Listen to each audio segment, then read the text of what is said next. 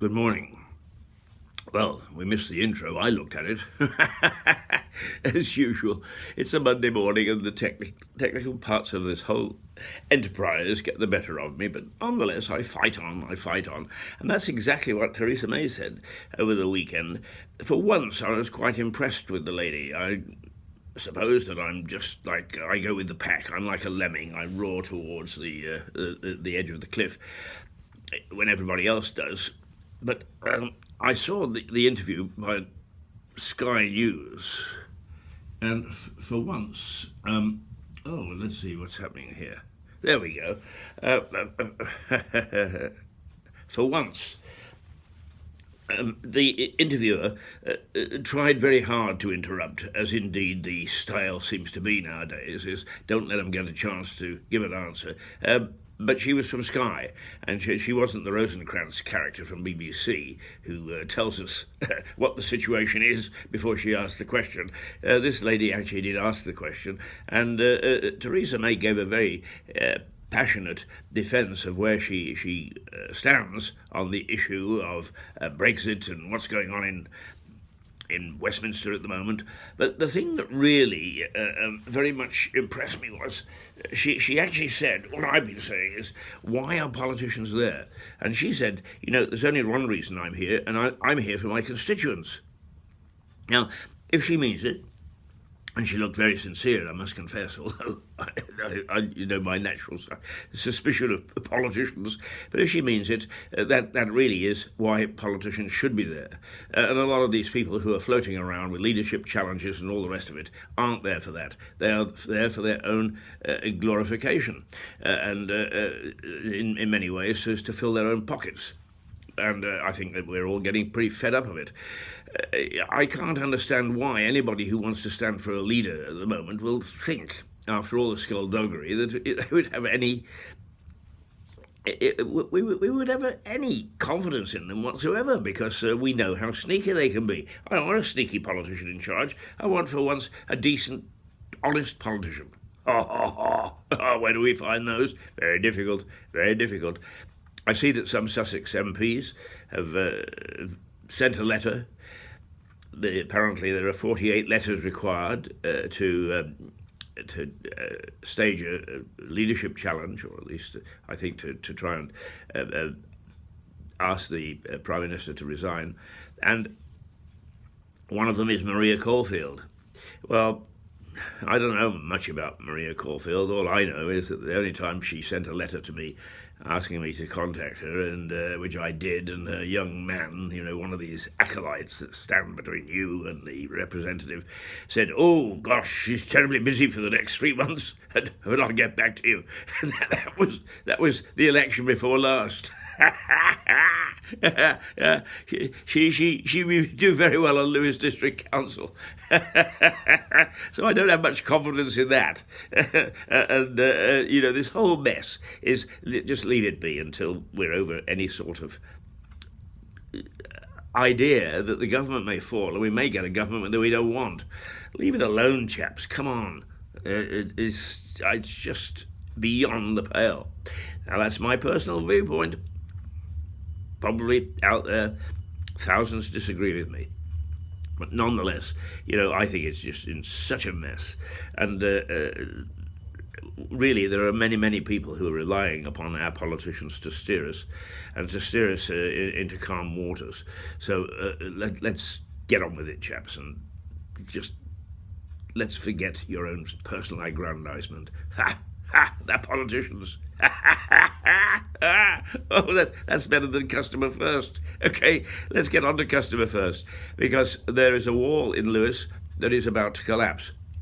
And for once, I've got an ally. It's not just me ranting about the Lewis District Council's complete inability to respond to anything.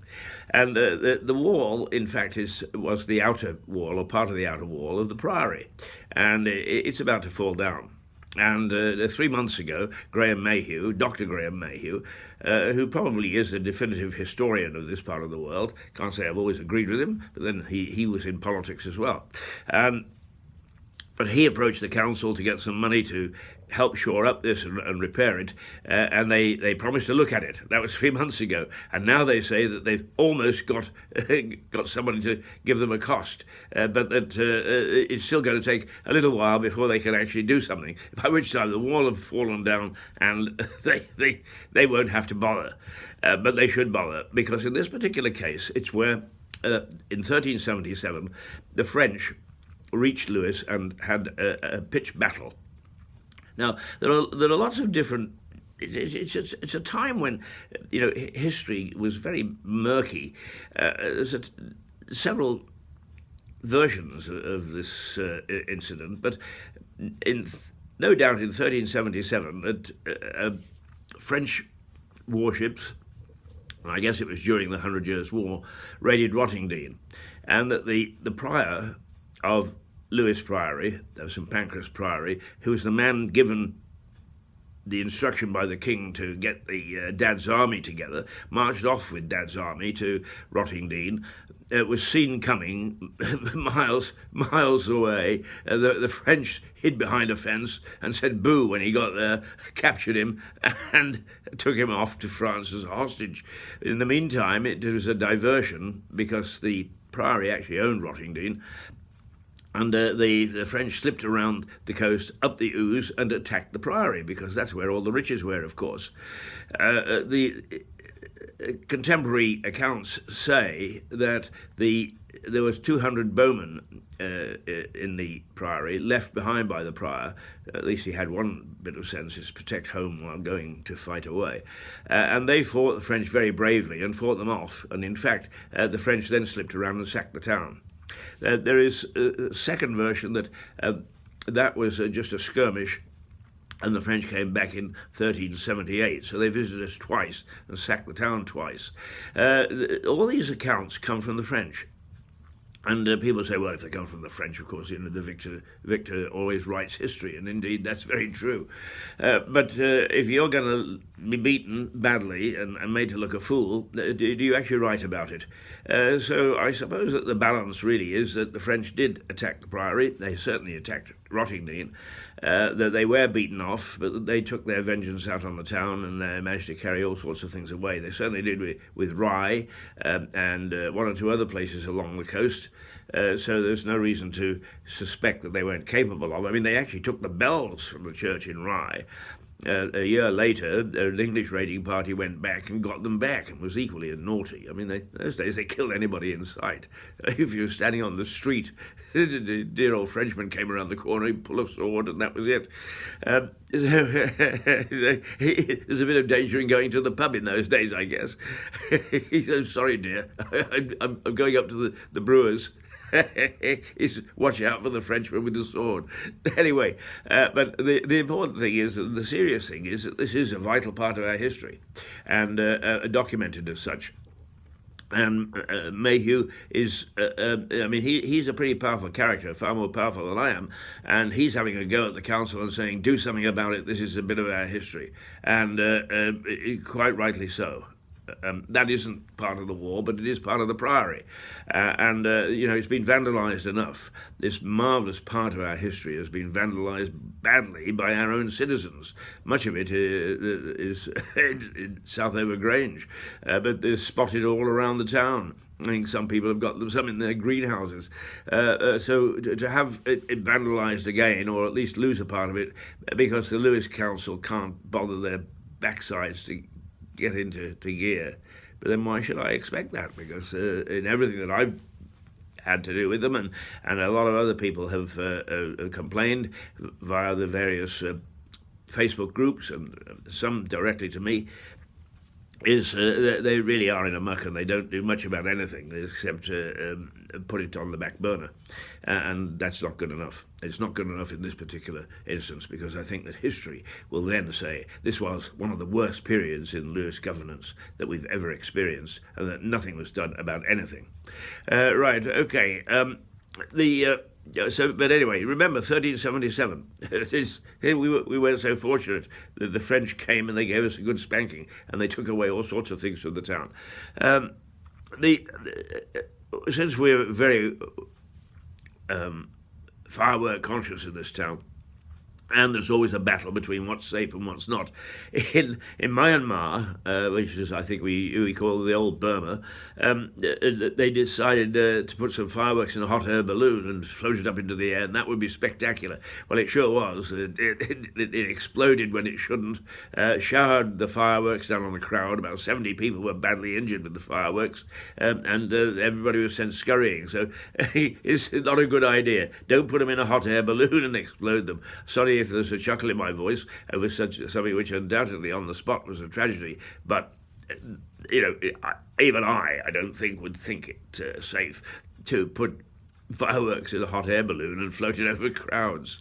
Nah, well, there we go. One warning.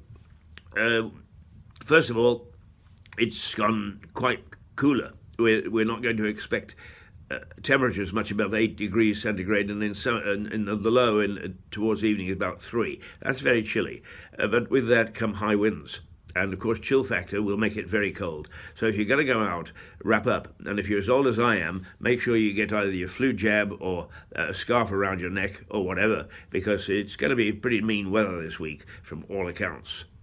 Wonderful. 90 years of age. Now, that's older than me. 90 years of age. Who? Mickey Mouse. Goodness gracious me. A perennial favourite. Just lovely character from Disney. I remember a friend of mine who worked extensively in South America, and he said that, down there, Mickey Mouse was greeted with a great deal of affection. Everybody loved him, and people would go around and say, Mikey Mouse.